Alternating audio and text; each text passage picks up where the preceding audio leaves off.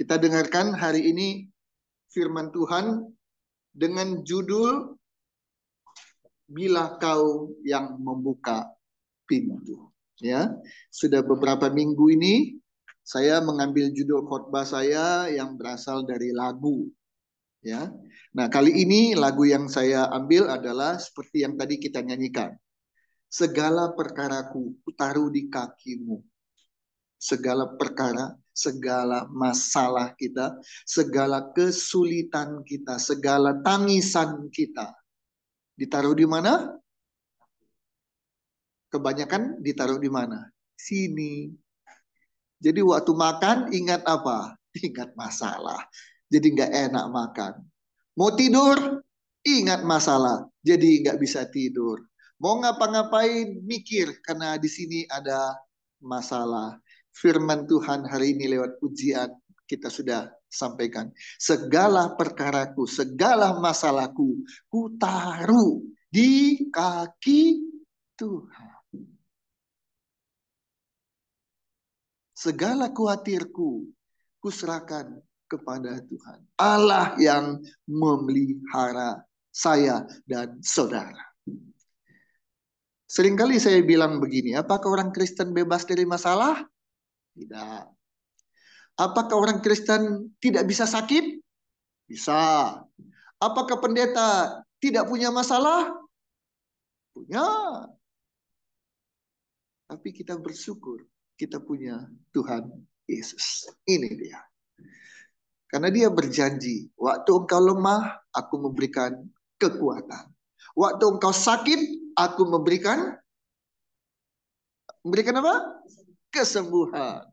Waktu engkau gagal, aku menggantikannya dengan keberhasilan. Itu janji Tuhan. Tuhan gak pernah janji bahwa kalian gak pernah gagal. Tidak pernah. Tuhan tidak pernah janji bahwa selalu berhasil. Tidak.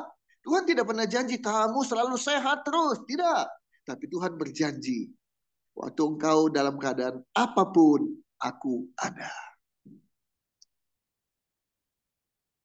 Saya jadi ingat seorang anak kecil. Bapak Ibu Saudara pernah ngalami nggak ini waktu saya kecil? Pernah kecil nggak? Pernah. Ya, makanya anak yang udah tua pernah ngalami kecil. Tapi anak kecil belum tentu ngalami tua ya, belum tentu. Oke, baik. Ada seorang anak kecil. Biasanya di sekolah minggu selalu diminta oleh guru sekolah minggu menghafal satu ayat.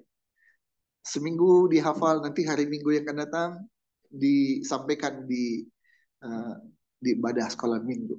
Ya, itu dalam rangka anak kecil sudah mulai menghafal ayat-ayat firman Tuhan. Nah, suatu ketika hafalannya adalah Tuhan adalah gembalaku. Tahu kelanjutannya? Takkan kekurangan aku. Wah, itu mah hafal lah ya. Kekurangan. Ya. Wah, kalau kekurangan ingat apa? Ingat Tuhan. Tapi waktu kelebihan lupa sama Tuhan. Ya, oke. Tuhan adalah gembalaku. Takkan kekurangan aku. Selanjutnya apa? Dia membimbing aku dan seterusnya. Anak ini udah hafal. Udah hafal dia. Seminggu dihafal-hafalin, hafal dia. Tapi ya itulah penyakit kalau sudah di depan namanya demam panggung. Begitu dia sudah di panggung, tiba-tiba blank. Lupa. Dia hanya ingat Tuhan adalah gembalaku.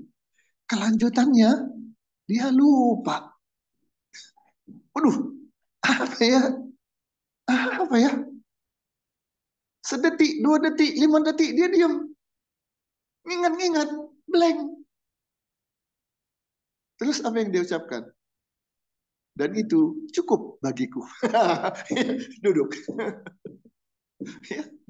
Tuhan adalah gembalaku dan itu cukup bagiku. Waduh, luar biasa hikmat yang Tuhan berikan. Kalau Tuhan gembala kita itu cukup bagi kita. Sebab segala kebutuhan kita, segala kesulitan kita, Tuhan ada. Amin. Ya. Hari ini kita dengar firman Tuhan dengan judul Bila Kau yang Membuka Pintu. Ya. Segala masalah kita serahkan dalam tangan Tuhan. Segala kesulitan kita serahkan dalam tangan Tuhan. Karena Dia ada untuk kita. Ya, bila kau yang membuka pintu, tak ada satupun dapat menutupnya. Amin. Bila Tuhan yang mengangkat kita, tidak ada satupun yang dapat merendahkan kita. Pegang itu, saudara. Kalau Tuhan buka, tidak ada yang bisa tutup. Tapi sekali Tuhan tutup, kita mau jungkir balik ya, balik lagi. Kita mau jungkir balik gimana pun, tetap tertutup. Jadi kuncinya ada di mana? Ada di Tuhan. Ada di Tuhan. Saya ingat tahun 90-an, 99, tahun 99. Saat itu saya bekerja di sebuah pabrik tekstil yang ada di Cimahi. Posisi saya waktu itu pegang 3 jabatan. 3 jabatan. Pertama, saya hanya sebagai manajer personalia. Kemudian, manajer umumnya berhenti. Saya diminta untuk pegang jabatan itu. Jadi ini 2 departemen yang terpisah. Jadi saya pegang juga departemen umum, dipimpin oleh manajer umum, General Affair. Jadi saya punya 2 ruangan. 1 ruangan personalia, 1 ruangan umum. Nah, saya pegang 2 manajer. Gajinya 1. Ya, 1. Perusahaan kan pintar. Dalam perkembangannya, saya buka lagi 1 departemen baru di perusahaan, yaitu departemen HRD. Jadi HRD itu terpisah dengan personalia, terpisah juga dengan umum. Jadi ada 3 departemen. Dan kemudian siapa yang jadi manajer HRD-nya? Saya lagi. Nah, jadi saya pegang 3 jabatan dan 3 ruangan, 3 meja. Dalam 1 minggu, 1 hari aja saya bisa pindah-pindah meja, pindah ruangan. Oke. Dan suatu hari, waktu itu tahun 90-an, zaman-zamannya demo buruh, demo karyawan. Di perusahaan kami 2 kali terjadi demo. Nah, saya mau cerita demo yang terakhir, demo yang kedua. Demo yang pertama bisa selesai, beres. Kemudian demo yang kedua ini, permintaan dan apa istilahnya, tuntutan karyawan itu ada 13. Ada 13. 1, 2, 3, 4, 5, sampai 13. Nah, saya bilang kepada presiden direktur, pemilik perusahaan. Saya bilang begini, ini usul saya ya, saya bilang. Waktu yang pertama saya yang turun. Tapi yang sekarang, Bapak yang turun. Loh, terus gimana katanya? Mungkin dalam hatinya, untuk apa ada kamu ya, gitu ya. Kok saya yang turun gitu ya? Untuk apa ada kamu? Gitu. Nah, terus gimana katanya? Nah, begini, Bapak hanya bacakan aja apa yang saya tulis. Udah, itu aja. Apa yang mau dibaca katanya? Isinya begini. Dengan ini, saya nyatakan, pabrik ditutup. Seluruh karyawan di PHK. Dan hitung berapa pesangon. Udah itu aja. Singkat, pendek, padat. Dia bilang, hah? Pabrik ditutup? Iya, saya bilang. Dia mikir kan. Ini orang ada gimana pikirnya gitu ya. Tapi setelah dipikir-pikir bilang, oke katanya. Baik katanya ya. Oke, sudah oke? Baik. Saya bilang, seluruh manajer, direktur nggak perlu turun. Seluruh manajer siap di belakang. Jadi, presidir saya. Selebihnya di belakang. Kita turun. Wah, Kali ini pertama kali presiden turun kan. Selama ini selalu saya yang hadap. Semua diam. Mau dengarkan apa kata pemilik perusahaan, presiden direktur.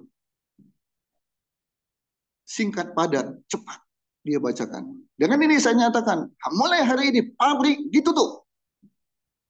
Semua karyawan di PHK. Seluruh hak karyawan berupa pesangon, hitung. Perusahaan bayar. Selesai. Balik. Apa yang terjadi?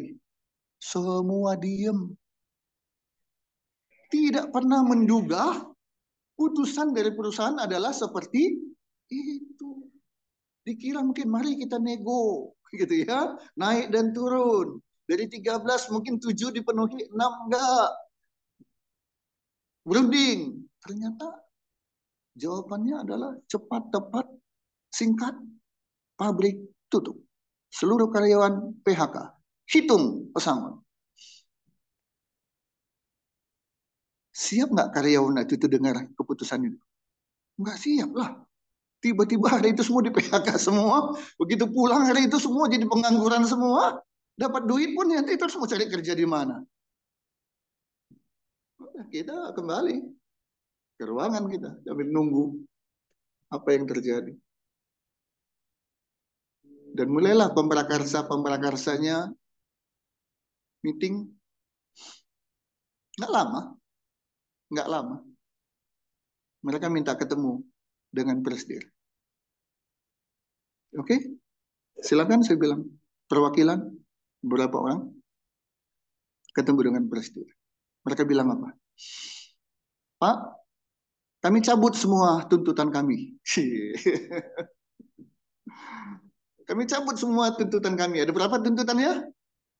13. Kami cabut semua tuntutan kami. Kami hanya ganti dengan satu tuntutan saja. Oke? Apa tuntutan kalian? Bisa tebak nggak apa tuntutan mereka? 13 diganti dengan satu.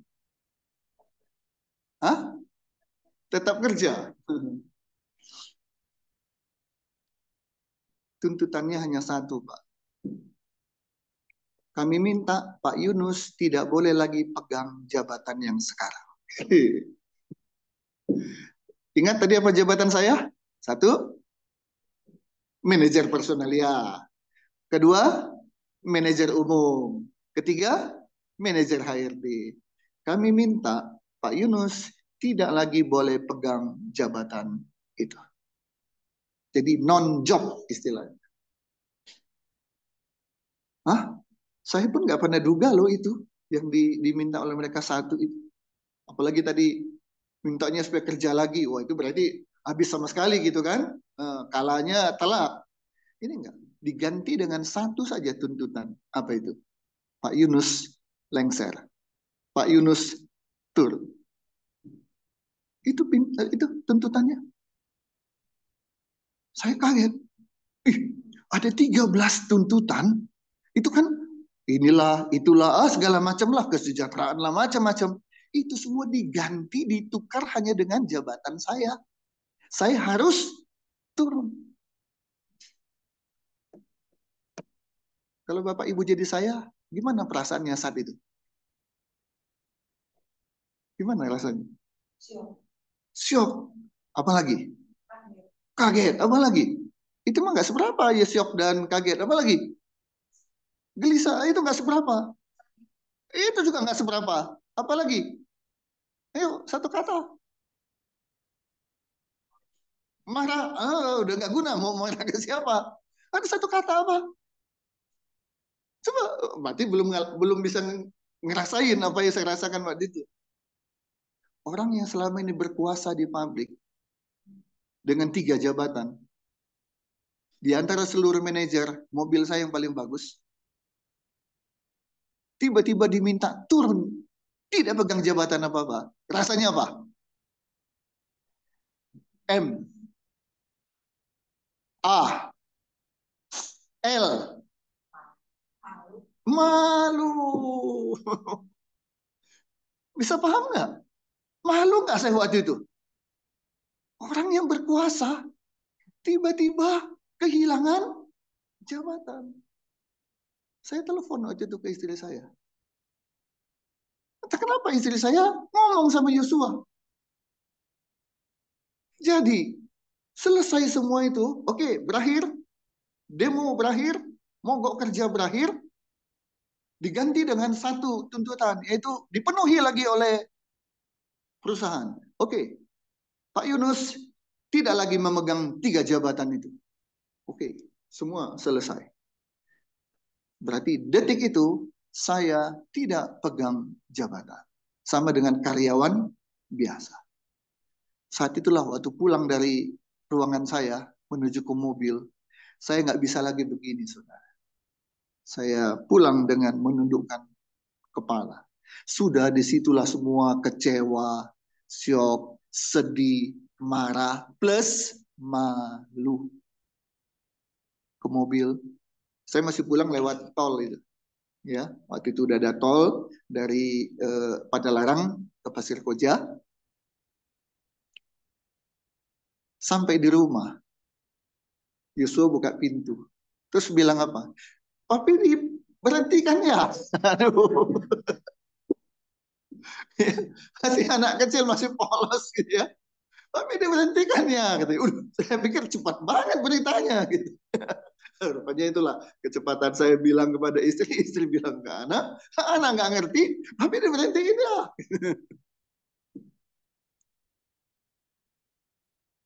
Direndahkan begitu rupa. Saya kecewa banget sama perusahaan. Saya kecewa banget. Perjuangan saya untuk perusahaan dibayar dengan Yunus lepas semua jabatan. Masih ada untung, masih ada untung. Apa untungnya? Mobil nggak dicabut.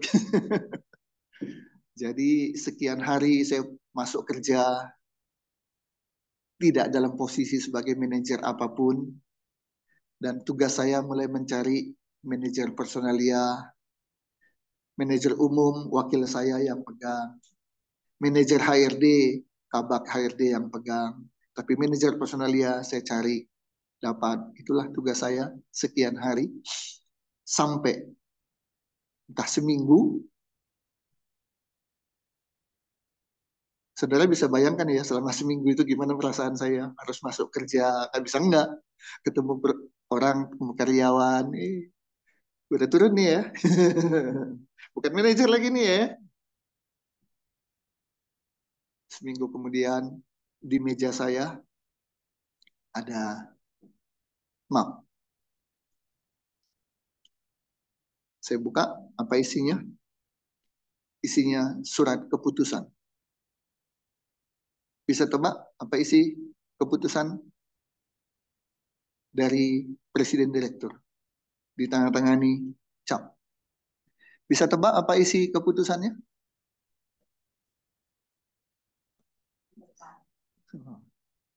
Tega banget ngomongnya. Di PHK gitu ya. Saya baca, saya lihat, menimbang, mengingat, memperhatikan, memutuskan. Nama Yunus Timotius titik-titik diangkat menjadi asisten presiden direktur. Wih, naik. Apa buktinya naik? Biasanya kalau ada acara-acara tertentu, saudara, hari besar misalnya ya, keagamaan, nah kami di pabrik suka bikin. Dan kebiasaan adalah Bapak Presdir hadir memberikan sambutan. Ya, itu kebiasaan. Tugas saya hanya bikin teks pidatonya, dia tinggal baca. Nah, tapi kali itu, setelah saya dapat SK, diangkat sebagai asisten presiden direktur, maka ada acara yang dihadiri oleh presiden direktur di depan orang-orang yang menuntut saya supaya turun. Tapi yang kasih sambutan saat itu bukan lagi presiden direktur, tapi asisten presiden direktur. Siapa dia? Yunus Timotius. Mereka semua nunduk karena di depannya yang memberi sambutan adalah orang yang mereka turunkan. Mereka sanggup turunkan saya, tapi Tuhan sanggup mengangkat saya. Puji Tuhan. Bila Tuhan mengangkat, tidak ada satupun yang bisa merendah. Tapi bila Tuhan sudah rendahkan, jangan harap mau pakai cara apapun kita bisa naik kembali. Bila kau yang membuka pintu. Nah, hari ini saya mau sampaikan, kita mau fokus pada satu kata. Apa itu? Pintu. Mari kita ucapkan, 1, 2, 3, pintu. Satu lagi, satu kali lagi. 1, 2, 3, pintu. Oke. Kenapa? Kalau kita mau masuk kemanapun, pasti harus lewat apa? Pintu. Bisa nggak lewat jendela? Bisa, tapi itu kan darurat. Kalau nggak ada apa-apa kita lewat jendela, maling namanya. Ya, kita lewat pintu. Penting nggak pintu dalam kehidupan kita sehari-hari? Penting. Tidak ada rumah sebagus apapun, semewah apapun yang nggak ada pintunya. Tetap harus ada pintu. Ya. Bila Tuhan membuka pintu. Jadi yang membuka pintu itu siapa? Tuhan, bukan kita. Bukan kita. Tuhan yang membuka pintu. Jadi, kita bisa masuk atau tidak bisa masuk, itu tergantung siapa? Tuhan. Kenapa bisa begitu? Nah, kita lihat. Kenapa bisa begitu? Kita buka Yohanes 10 ayat 9. Kenapa kita bisa masuk atau kita bisa keluar tergantung pada Tuhan? Karena Yohanes 10 ayat 9.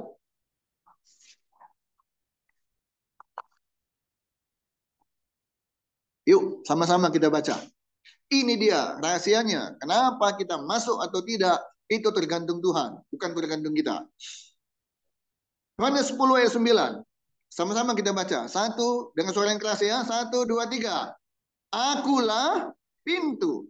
Barang siapa masuk melalui aku, ia akan selamat dan ia akan masuk dan keluar menemukan padang rumput. Siapa itu pintu? Tuhan. Tuhan itu siapa? Yesus. Yesus adalah pintu. Nah ini dia. Dia nggak sekedar buka pintu ya Bapak Ibu sekalian. Tapi dia sendiri adalah pintu. Coba. Dia sendiri adalah pintu.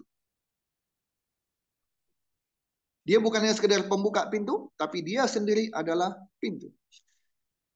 Dia bukan hanya sekedar pemberi berkat, tapi dia adalah berkat. Dia segalanya, dia bagiku. Dia segalanya besar, kecil. Apapun yang terjadi dalam hidup kita, Yesus yang utama dalam hidup kita. Amin. Dia bukan sekedar pemberi kesembuhan, tapi dia adalah sumber kesembuhan itu sendiri. Oleh bilur-bilurnya kita disembuhkan. Oleh apa? Bilur. Ini hal yang perlu kita ketahui dan harus kita ketahui. Yesus adalah pintu. Nah, kalau sudah kita paham bahwa dia adalah pintu, maka ayo buka Matius 7 ayat 7. Matius 7 ayat 7.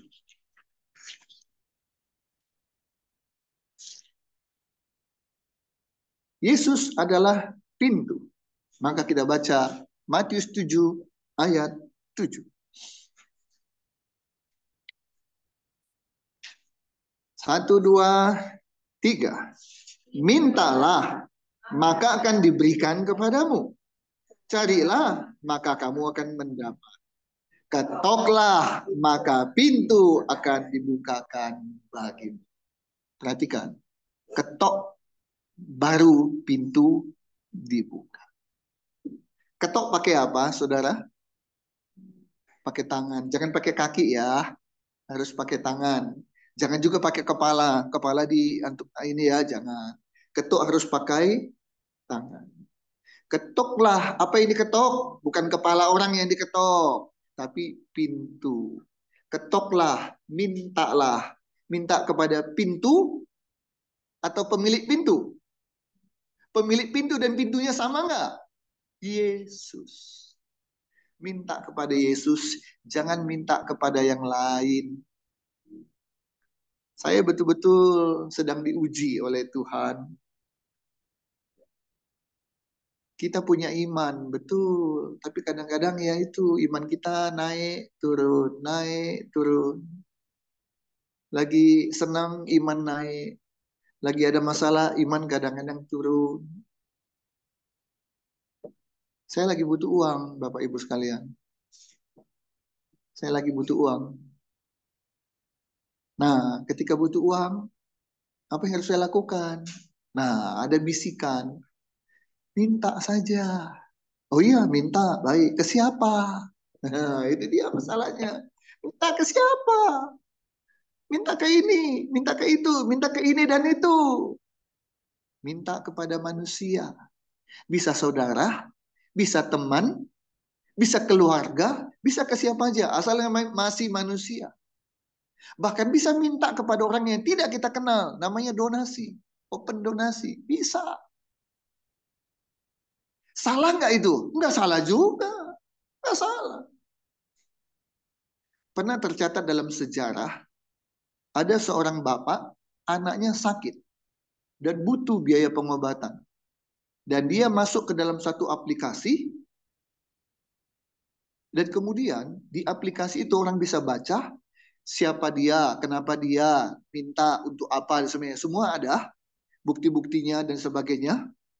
Nah, saudara tahu, itu sejarah. Tahun 2015. Nggak tahu kalau sekarang udah pecah lah, mungkin sejarahnya mungkin. Nah, waktu 2015 itu, biaya atau dana yang terkumpul lewat aplikasi itu sampai 1 miliar rupiah. Bukan puluhan juta, bukan ratusan juta. 1 miliar tembus. Dari se-Indonesia, orang yang baca, semua memberikan lewat bank, dan terkumpul 1 miliar rupiah. Saya ketemu dengan orangnya. Karena orang itu adalah orang Medan. Jadi waktu saya di Medan, saya diundang melayani di sebuah gereja, saya khotbah, selesai itu baru dia ngobrol dengan saya, di situ saya baru tahu. Karena dia dokter, anaknya yang sakit. Jadi karena itu mungkin orang percaya, nggak mungkin dokter bohong. Ya, jadi 1 miliar. Jadi nggak salah minta begitu, nggak salah, nggak haram. Tapi sisi lain ada suara yang bilang, kamu mau mengandalkan manusia atau mengandalkan Tuhan? Ini dia. Kira-kira usul dulu nih kepada saya. Pakai cara mana? Donasi kepada manusia, dari yang kenal sampai tidak kenal, dari yang dekat sampai pada yang jauh, semua bisa memberikan. Mulai dari yang kecil sampai yang gede, bisa. Atau tidak, stop. Hanya andalkan Tuhan saja. Nomor satu atau nomor dua?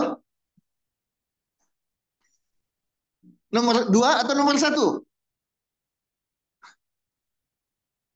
Tuh, satu atau dua? Dua. Dua atau satu? Dua.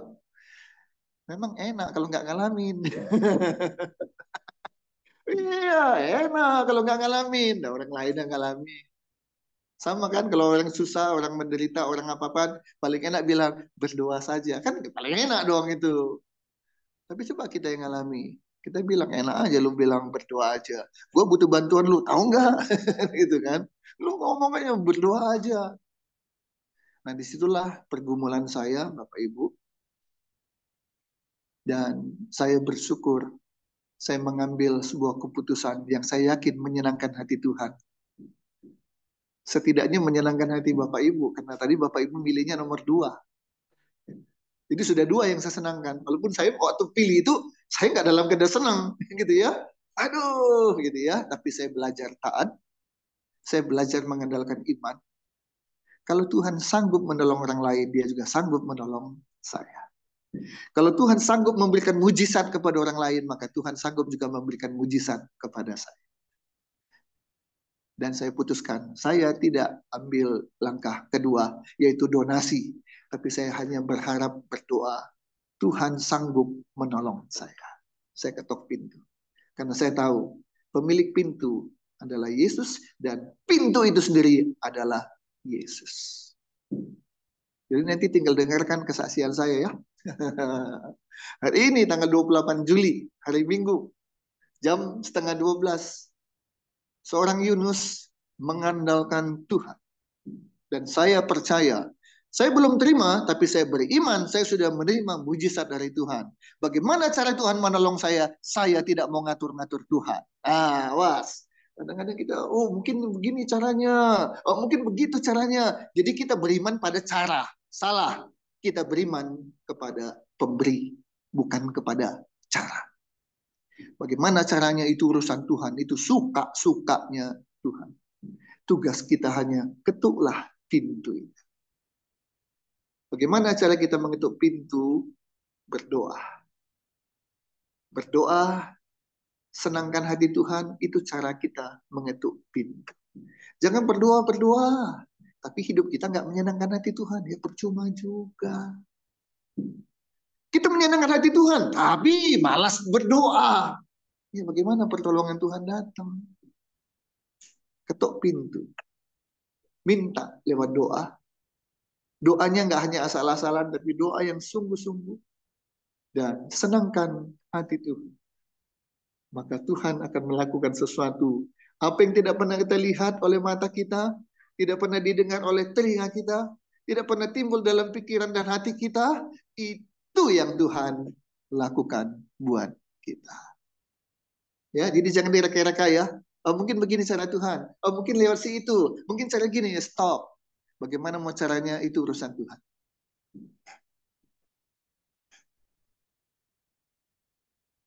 Dua minggu lalu, biasanya saya berdoa secara umum. Setelah selesai ibadah, satu persatu jemaat saya doakan.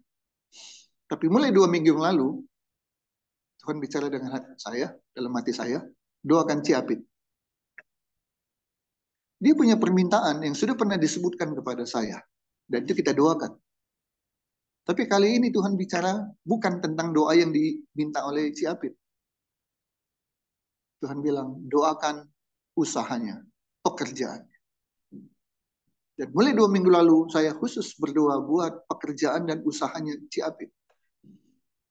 Kenapa? Tuhan akan lakukan sesuatu lewat pekerjaan dan usaha Ciapit.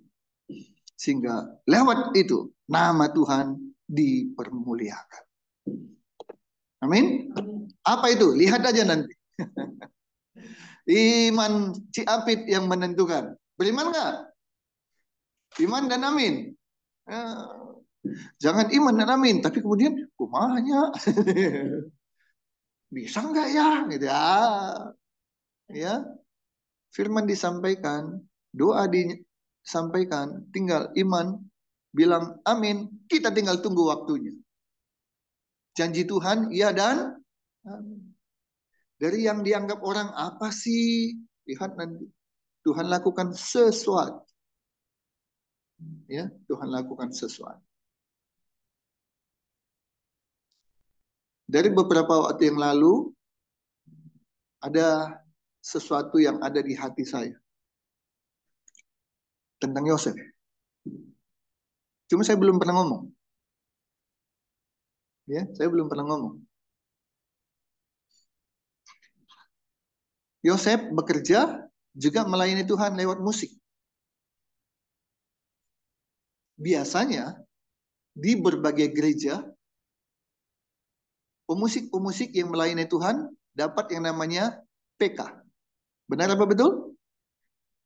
Apa itu salah? Tidak. Kemarin saya lihat dia main di Grand Eastern, ya, pemain-pemain musik, ada biolanya ya kemarin ya. Nah, ada biolanya. Satu kerinduan saya, saudara, saya ingin punya pemusik yang dilengkapi dengan musik brass. Apa itu musik brass? Musik tiup. Minimal ada tiga. Ada trompet, trombon, sama satu lagi saksofon. Tiga. Kalau itu ada, saudara, dan mereka mainkannya bersamaan dengan musik lain, waduh, rasanya ya gimana gitu ya. Nah, kalau pujian, ibadah di tengah-tengah musik, lagu, ada musik brass, wah. Dan saya bilang dalam hati saya, kalau saya punya uang, Tuhan berkati saya bayar agar mereka diberkati dan mereka main. Itu kemarin saya bilang begitu. Tapi untuk Yosef, beberapa waktu yang lalu, dalam hati saya bilang, nanti Yosef tetap melayani Tuhan, tapi dia udah bilang, saya nggak butuh PK. Kenapa? Loh, nggak butuh uang. Siapa nggak butuh uang? Pengusaha aja butuh uang nggak? Dia bukan pengusaha kan? Tapi dia akan bilang, Tuhan sudah cukupkan saya. Haleluya. Mau nggak, Sep? Mulut dengan hati sejalan nggak? Hah? Tunggu dulu. Tunggu dulu gitu ya. Nah, selama Tuhan mencukupkan bahkan apa yang engkau butuhkan dan keluargamu butuhkan, Tuhan cukupkan, engkau masih butuh PK? Pilih. Dapat PK dari sana sini, tapi kebutuhan tetap aja kurang. Dengan semua kebutuhanmu, keluargamu, Tuhan cukupkan. Saya nggak bilang lebihkan ya. Tuhan cukupkan. Maka engkau dengan berani bilang, saya nggak butuh PK. Karena Tuhan yang mencukupkan. Berani bilang amin? Amin. Mari kita hidup tidak biasa-biasa lagi. Kita mau hidup dengan luar biasa. Kenapa? Kita juga bersama dengan Tuhan tidak mau biasa-biasa. Ya. Ayo, yang kedua. Yang tadi yang pertama, ketuk ya. Minta kepada pemberi. Ya. Dia adalah pintu. Nah, yang kedua terakhir, kita baca Matius 24 ayat 33. Matius 24 ayat 33.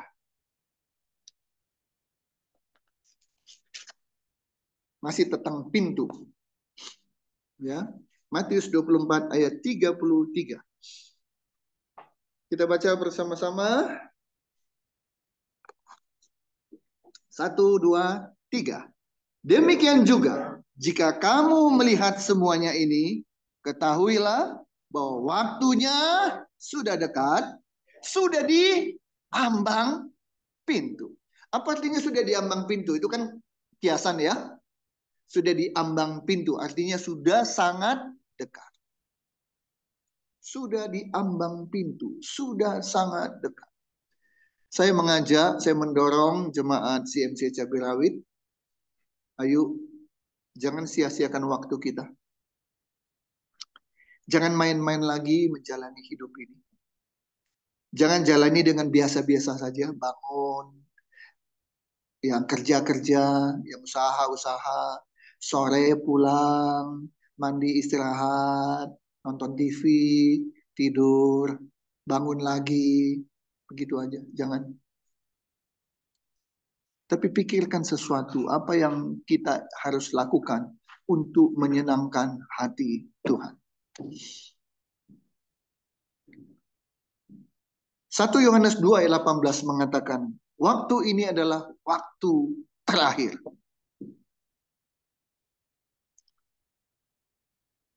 Kita baca. Maaf saya tadi bilang itu terakhir. Oke lah. Kita baca. 1 Petrus 4 ayat 2. 1 Petrus 4 ayat 2.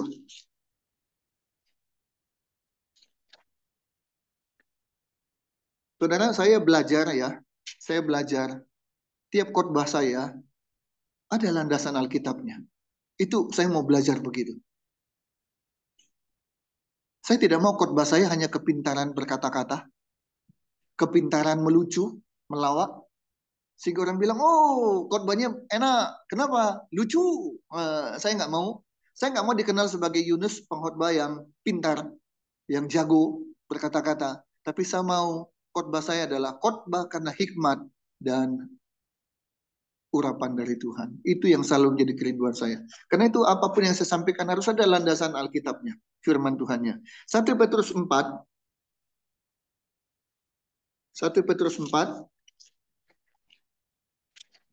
ayat yang ke-2. Kita baca sama-sama. 1, 2, 3.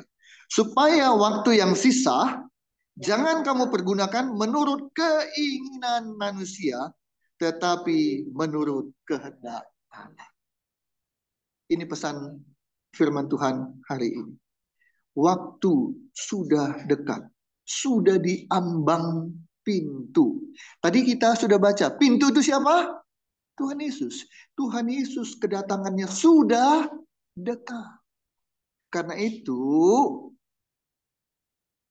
waktu yang sisa, jangan pergunakan menurut keinginan manusia, tapi menurut kehendak Allah. Saya belajar mengisi hari demi hari untuk menyenangkan hati Tuhan. Minggu depan saya akan khotbah dengan judul Belanja Rohani. Apa itu belanja rohani? Minggu depan dengarkan. Ya, kenapa kita harus belanja rohani? Supaya hidup kita semakin hari semakin menyenangkan hati Tuhan, semakin hari semakin berkenan di hadapan Tuhan. Maka Tuhan yang maha kuasa, maha pemberi, maha segala-galanya, itu yang akan menuntun hidup kita. Sehingga apapun yang kita butuhkan, bahkan belum kita ucapkan, itu Tuhan sediakan bagi kita. Amin. Puji Tuhan. Mari kita tunduk kepala, kita mau berdoa.